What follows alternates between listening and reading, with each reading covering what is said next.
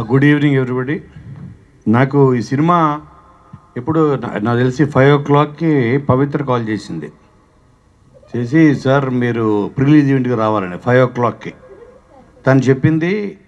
అంటే ఒక సినిమా నాకు తెలిసి తను చూసిన ఫస్ట్ ఆడియన్ అనుకుంటా అవుట్ సైడ్ ద యూనిట్. ఈ సినిమా చూసి 15 నిమిషాలు ఏడ్చానని చెప్పింది. 15 నిమిషాలు ఏడ్చాను నేను చెప్తున్నా సార్, యూ ట్రస్ట్ మీ, మీరు యూ విల్ ఫీల్ ప్రౌడ్. మీరు ఈ సినిమాకి ఒక గెస్ట్గా అటెండ్ అయినందుకు మీరు గర్వంగా ఫీల్ అవుతారని చెప్పింది. అంటే ఏ సినిమా అన్నా గొప్ప హిట్ అవ్వాలంటే ఏదర్ నవ్వించాలి బాగా, లేదంటే బాగా బాగా ఏడిపించాలి.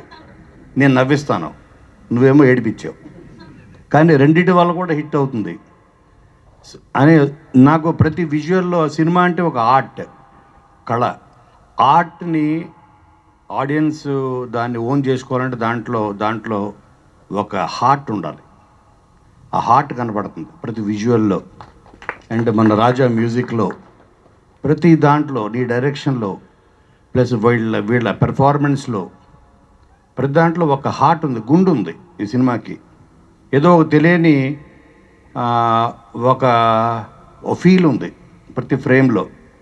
అది మన కంటెంట్లో ఆ స్ట్రెంత్ ఉన్నప్పుడే మనం ఏం చేసినా పండుతుంది. ఆ కంటెంట్ అంత బాగా రాసుకున్నాం అని నాకు అర్థమైంది. సాంగ్ కానీ, దాంట్లో ఉన్న లిరిక్స్ కూడా రాజా రాసినట్టున్నాడు.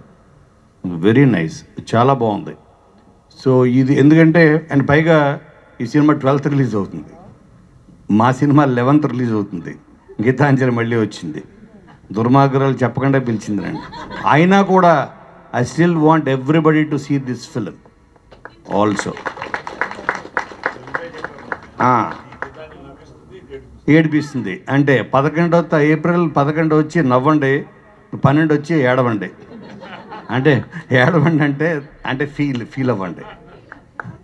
సో అండ్ ఈ సినిమా పెద్ద బ్రేక్ అవ్వాలి పార్వతీశంకి, అలాగే ఐశ్వర్యకి, అలాగే హారికకి.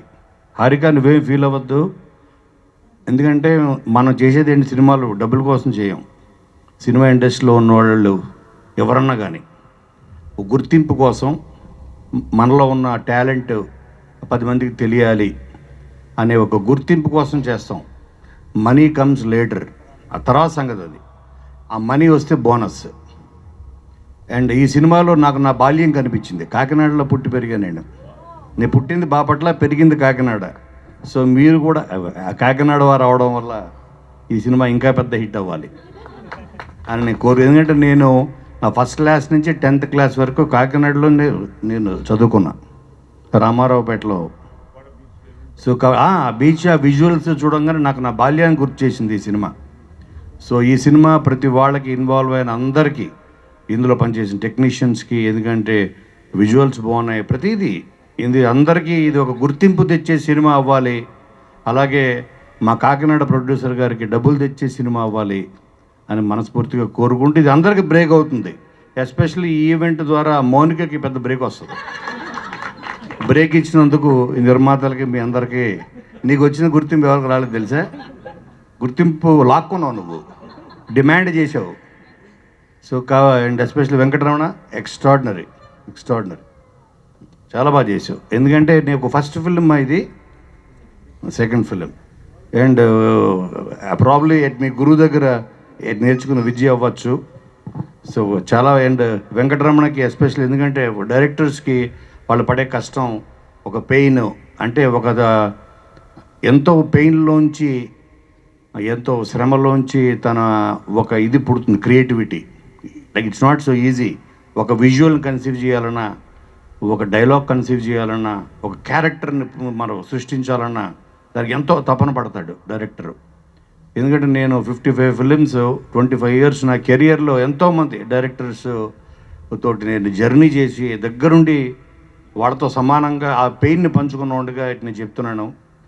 నీ శ్రమ, నీ కష్టం రేపు ఏప్రిల్ 12వ తారీఖు నాడు నీకు గొప్ప విజయాన్ని అందించాలి.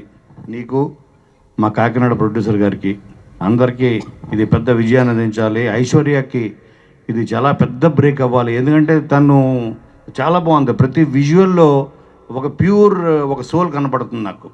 అలాగే పార్వతీశం నేను మొన్న ఏదో చూసా ఒక రీలు, నిన్ను శ్రీముఖి చార్జ్ పెట్టి కొట్టింది, ఇదేనా సినిమా? అది వేరా? నువ్వేంటి రవితేజ తయారయ్యావు, అన్ని సినిమాలు బ్యాక్ టు బ్యాక్ వీక్ ఒకటి చేస్తున్నావా? So my best wishes to the whole team and actors అందరికీ. మీరు తప్పకుండా ఏప్రిల్ 12 నాడు వెళ్ళి మెర్సీ కిల్లింగ్ తప్పకుండా చూడండి.